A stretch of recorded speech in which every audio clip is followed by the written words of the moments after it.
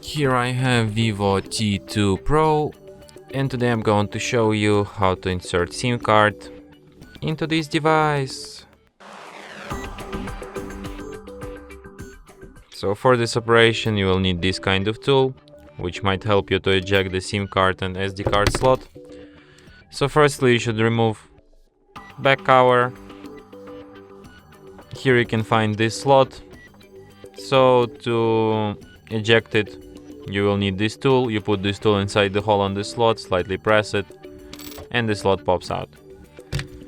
So here from this side you have SIM 1, from other side you have SIM 2. So let's insert SIM 1. And then you put it back into device, just like this.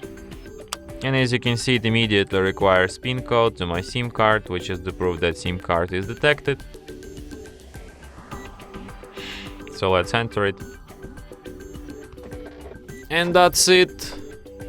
Thanks for watching. If you find this tutorial useful, don't forget to hit that like button and subscribe to our channel.